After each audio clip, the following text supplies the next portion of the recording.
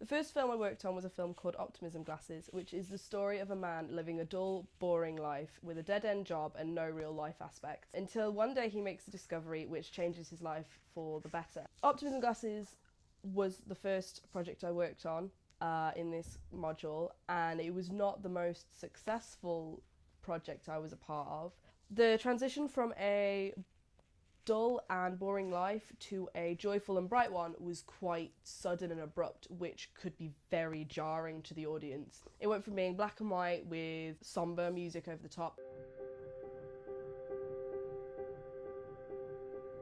to very overexposed and with a yellow filter over the top with very joyful 1920s style music. There was no transition whatsoever, which made that quite confusing to an audience member. Also, the film itself didn't flow very well, there wasn't enough B-roll footage, so next time we decided we would definitely use more B-roll. For Optimism Glasses, we needed to work on our camera work, making it smoother and less obviously handheld. We also needed a lot more transition shots. As you can see here, we're using shots that don't really make sense with the storyline. These improvements were then corrected in my next film, which was called Muy Bueno, which was a short, silent 1920s inspired film about a woman who obtained her heart's true desire through the struggles of modern society.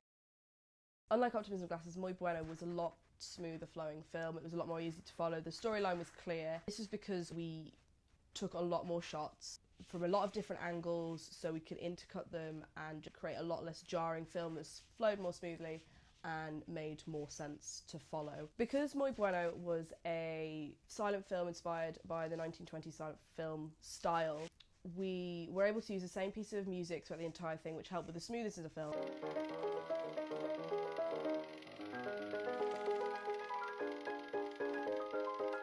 Unlike Optimism Glasses, which used two very different pieces of music which just changed halfway through the film with no transition, no fading or anything like that. We needed to keep the camera angle the same in this transition, as it's very obvious and quite jarring to watch. At the end, we needed to get a bit more footage, as this shot is being repeated twice. Inside You is the story of a man with dissociative identity disorder who wakes up one day not knowing where he is or what events have taken place up to that point. In this film, we weren't allowed to use any dialogue, so we had to rely on action and visual storytelling to tell the story. Luckily, we were able to work with a very talented actor, Doug, who was able to portray all the emotions of our protagonist without having to say a single word. This need for visual interest pushed us towards using a keener flow light, which allowed us to light each of the 3 murder scenes with a different colour. This made the last 4 minutes of the film appear quite abstract, which contrasted quite a lot with the naturalistic style of the film we had been using up till that point. Sound for Inside You was something that I'm going to need to improve on in the future. As this film had no dialogue and no other sound effects, we ended up using the same piece of music for the entire 6 minutes, which in theory worked really well because we were able to find a piece of music that created a creepy atmosphere, which didn't feel too over the top.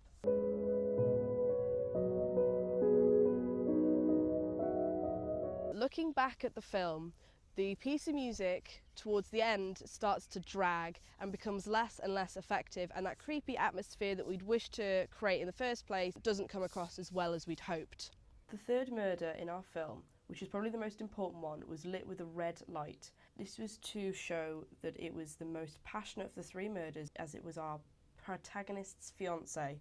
It also represents anger and the love in which the 2 personalities feel against this person. Here we've used 2 very different camera angles in a crossfade to show off the 2 personalities of our protagonist fighting against each other. Here we see a continuity error that occurs as our character is on one side of the room and then in the next shot changes to the other side, looking down at the hand. Here we could have used a longer shot of our character looking up, as it jumps from him looking down to looking up with no transition in between. Here we've used slow motion effect to pinpoint a very pinnacle moment in the film. This film we used a mixture of footage from a Canon 151 camera and a GoPro footage. However, the GoPro footage doesn't really work with the rest of the film's format due to the fisheye lens. For the opening of Inside You, we've used good establishing shots to introduce our character. The next project I worked on was a documentary about witchcraft in the modern world, specifically focusing on my friend Emily. This was also the first project in this module which allowed us to use dialogue within the film. This proved a lot more difficult than anticipated, as we ended up having to cut out an entire segment of one of the interviews because the shadow of the boom pole was very clearly in shot. Being able to have Emily talk throughout the documentary meant that we were able to use the same piece of music throughout the whole 4 minutes that we were filming. We used this as a transitional tool that we increased during the shots where no dialogue was being said. 4 years?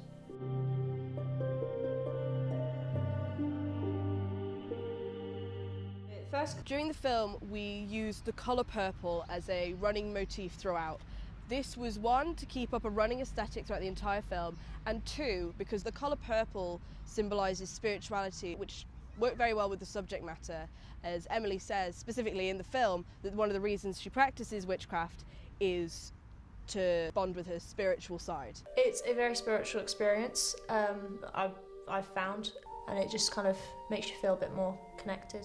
For the documentary, we thought it was important to take as much B-roll as we could do, so we had enough footage for the entire film. These two segments of the film we shot at 2 different angles. This was to give a more visual interest to what Emily was showing us to the audience. The interview segments of our film feel off balance, as Emily is sitting to the right of the screen, but she's also facing to the right. Normally, if she was sitting to the right, she would also be looking left. For films that I work on in the future, I would like to make sure that I get enough footage from a variety of different angles, from close-up, mediums, wides, in order to create a smoother flowing film. For example, the film that I'm currently working on at the moment, called Milk, which I wrote, we've been using 2 different cameras to film at the same time. This means we shoot at 2 different angles, and when it comes to editing, it just makes it a lot easier. As this film contains dialogue, it means we will be able to use a variety of different pieces of music and also play around with some silences, which up to this point I haven't done within a film.